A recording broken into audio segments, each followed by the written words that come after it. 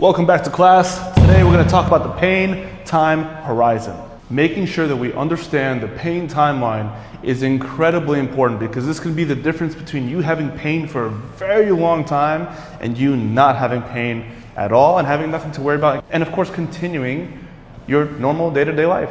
So when pain typically occurs, there are three things that happen. The first thing being that from the initial pain onset, the first thing that happens is the pain continues over time to increase, which is something that we of course do not want. The second thing that happens is the pain, instead of increasing, just stays the same and plateaus over time. You still have pain, but it just hasn't gotten worse or hasn't gotten better. And the third thing that happens, which I honestly hope for all of you, is that the pain over time naturally goes down. Understanding where you are within this timeline will literally dictate how well or how good you'll feel, and also how much time that will take. Now, if you're following this red line and your pain is decreasing over time, do not worry about anything. This is especially if it's decreasing over time with you doing nothing, right? You don't need someone like me or an acupuncturist or a chiropractor, and that's great. Sometimes you do not need someone, and injuries can just heal on their own. But if your pain is staying the same and it's been 1 week,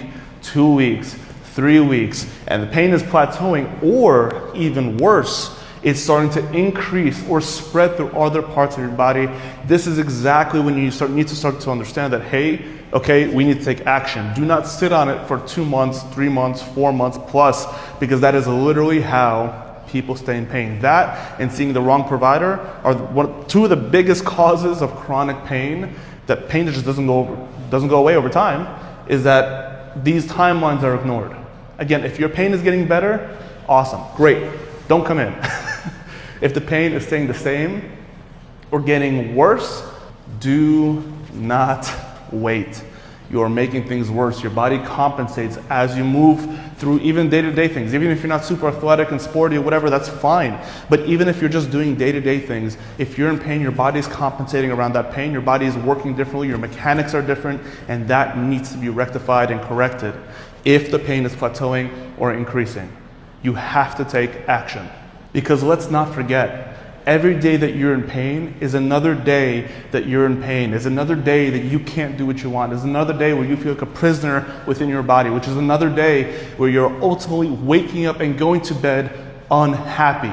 And these sad smiley faces shouldn't be your life. You should be this guy over here, smiling away because his pain is gone, right? But if you need help decreasing your pain, get the help that you need. Don't settle for subpar care. Don't settle for mediocrity. Don't settle for providers who don't care about you. You have to work with someone who actually is understanding or willing to understand what your problem is to get you out of these two timelines. Because I'm telling you, weeks turn into months, months turn into years, and I have had patients who've been in pain for decades because they haven't found the right provider or because they're held on to inaction for too long. And it's not to say that we can't reverse the process, but as long as you take action, you will be okay.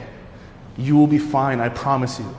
Find the right provider, take action, and your pain will go away.